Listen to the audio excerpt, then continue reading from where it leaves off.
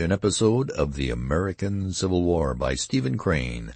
Chapter 20. When the two youths turned with the flag, they saw that much of the regiment had crumbled away, and the dejected remnant was coming slowly back. The men, having hurled themselves in projectile fashion, had presently expended their forces. They slowly retreated, with their faces still toward the spluttering woods, and their hot rifles still replying to the din. Several officers were giving orders, their voices keyed to screams. "Where the hell are you going?" the lieutenant was asking in a sarcastic howl, and a red-bittered officer, whose voice of triple brass could plainly be heard, was commanding, "Shoot into 'em! Shoot into 'em! God damn their souls!" There was a melee of screeches in which the men were ordered to do conflicting and impossible things. The youth and his friend had a small scuffle over the flag. "Give it to me." "No, let me keep it." Each felt satisfied with the other's possession of it, but each felt bound to declare by an offer to carry the emblem his willingness to further risk himself. The youth roughly pushed his friend away. The regiment fell back to the stolid trees. There it halted for a moment, to blaze at some dark forms that had begun to steal upon its track. Presently it resumed its march again, curving among the tree trunks. By the time the depleted regiment had again reached the first open space, they were receiving a fast and merciless fire. There seemed to be mobs all about them. The greater part of the men, discouraged, their spirits worn by the turmoil, acted as if stunned. They accepted the pelting of the bullets with bowed and weary heads. It was of no purpose to strive against walls. It was of no use to batter themselves against granite. And from this consciousness that they had attempted to conquer an unconquerable thing, there seemed to arise a feeling that they had been betrayed. They glowered and bent brows, but dangerously, upon some of the officers, more particularly upon the red-bearded one with the voice of triple brass. However, the rear of the regiment was fringed with men who continued to shoot irritably at the advancing foes. They seemed resolved to make every trouble. The youthful lieutenant was perhaps the last man in the disordered mass. His forgotten back was toward the enemy. He had been shot in the arm. It hung straight and rigid. Occasionally he would cease to remember it, and be about to emphasize an oath with a sweeping gesture. The multiplied pain caused him to swear with incredible power. The youth went along with slipping, uncertain feet. He kept watchful eyes rearward. A scowl of mortification and rage was upon his face. He had thought of a fine revenge upon the officer who had referred to him and his fellows as mule drivers.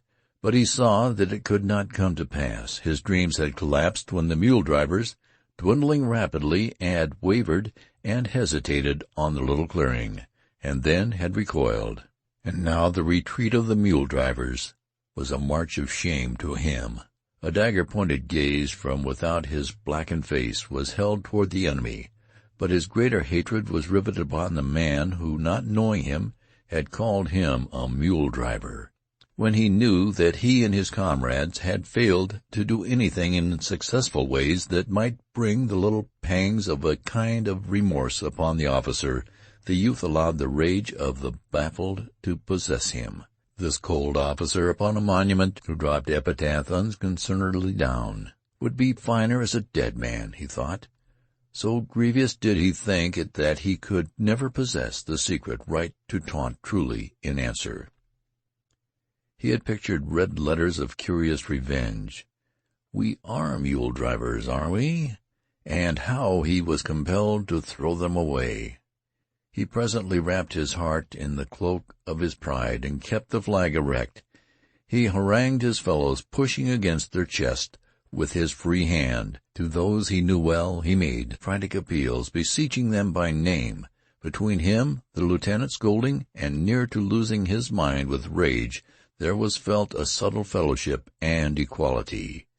They supported each other in all manners of hoarse, howling protests. But the regiment was a machine run down. The two men babbled at a forceless thing. The soldiers, who had heart to go slowly, were continually shaken in their resolves by a knowledge that comrades were slipping with speed back to the lines.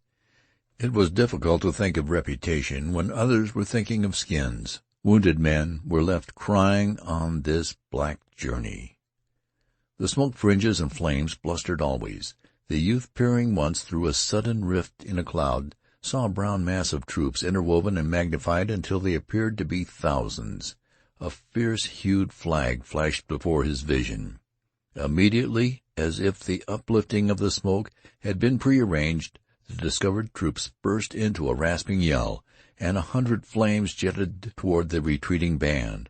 A rolling gray cloud again interposed as the regiment doggedly replied. The youth had to depend again upon his misused ears, which were trembling and buzzing from the melee of musketry and yells. The way seemed eternal. In the clouded haze men became panic-stricken with the thought that the regiment had lost its path and was proceeding in a perilous direction. Once the men who headed the wild procession turned and came pushing back against their comrades, screaming that they were being fired upon from points which they had considered to be toward their own lines. At this cry a hysterical fear and dismay beset the troops. A soldier who heretofore had been ambitious to make the regiment into a wise little band that would proceed calmly amid the huge appearing difficulties, suddenly sank down and buried his face in his arms with an air of bowing to a doom. From another a shrill lamentation rang out, filled with profane allusions to a general.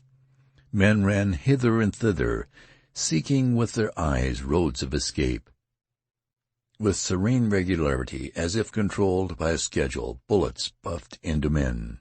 The youth walked stolidly into the midst of the mob, and with his flag in his hands took a stand as if he expected an attempt to push him to the ground. He unconsciously assumed the attitude of the color-bearer in the fight of the preceding day. He passed over his brow a hand that trembled. His breath did not come freely. He was choking during this small wait for the crisis. His friend came to him. "Well, Henry, I guess this is good-bye. John." "Oh, shut up, you damn fool," replied the youth, and he would not look at the other. The officers labored like politicians to beat the mass into a proper circle to face the menaces. The ground was uneven and torn. The men curled into depressions and fitted themselves snugly behind whatever would frustrate a bullet. The youth noted with vague surprise that the lieutenant was standing mutely with his legs far apart and his sword held in the manner of a cane. The youth wondered what had happened to his vocal organs, that he no more cursed. There was something curious in this little intent pause of the lieutenant. He was like a babe which, having wept its fill, raises its eyes and fixes them upon a distant toy. He was engrossed in this contemplation, and the soft upper lip quivered from self-whispered words. Some lazy and ignorant smoke curled slowly. The men, hiding from the bullets, waited anxiously for it to lift and to disclose the plight of the regiment. The silent ranks were suddenly thrilled by the eager voice of the youthful lieutenant, bawling out, "Here they come! Right on to us, by God!" His further words were lost in a roar of wicked thunder from the men's rifles. The youth's eyes had instantly turned in the direction indicated by the awkward and agitated lieutenant, and he had seen the haze of treachery disclosing a body of soldiers of the enemy. They were so near that he could see their features. There was a recognition as he looked at the types of faces. Also he perceived with dim amazement that their uniforms were rather gray in effect, being light gray, accented with a brilliant-hued facing. Moreover, the clothes seemed new. These troops had apparently been going forward with caution, their rifles held in readiness, when the youthful lieutenant had discovered them, and their movement had been interrupted by the volley from the blue regiment. From the moment's glimpse, it was derived that they had been unaware of the proximity of their dark-suited foes and had mistaken the direction. Almost instantly they were shut utterly from the youth's sight by the smoke from the energetic rifles of his companions. He strained his vision to learn the accomplishment of the volley, but the smoke hung before him. The two bodies of troops exchanged blows in the manner of a pair of boxers. The fast, angry firings went back and forth. The men in blue were intent with the despair of their circumstances, and they seized upon the revenge to be had at close range. Their thunder swelled loud and valiant. Their curving front bristled with flashes, and the place resounded with the clangor of their ramrods. The youth ducked and dodged for a time and achieved a few unsatisfactory views of the enemy. There appeared to be many of them, and they were replying swiftly. They seemed moving toward the blue regiment, step by step. He seated himself gloomily on the ground with his flag between his knees. As he noted the vicious, wolf-like temper of his comrades, he had a sweet thought that if the enemy was about to swallow the regimental broom as a large prisoner, it could at least have the consolation of going down with the bristles forward. But the blows of the antagonist began to grow more weak. Fewer bullets ripped the air, and finally, when the men slackened to learn of the fight, they could see only dark, floating smoke. The regiment lay still and gazed. Presently some chance whim came to the pestering blur, and it began to coil heavily away. The men saw a ground vacant of fighters. It would have been an empty stage if it were not for a few corpses that lay thrown and twisted into fantastic shapes upon the sward. At sight of this tableau, many of the men in blue sprang from behind their covers and made an ungainly dance of joy. Their eyes burned, and a hoarse cheer of elation broke from their dry lips. It had begun to seem to them that events were trying to prove that they were impotent. These little battles have evidently endeavored to demonstrate that the men could not fight well. When on the verge of submission to these opinions, the small duel had showed them that the proportions were not impossible, and by it they had revenged themselves upon their misgivings and upon the foe. The impetus of enthusiasm was theirs again. They gazed about them with looks of uplifted pride, feeling new trust in the grim, always confident weapons in their hands. And they were men. End of chapter 20.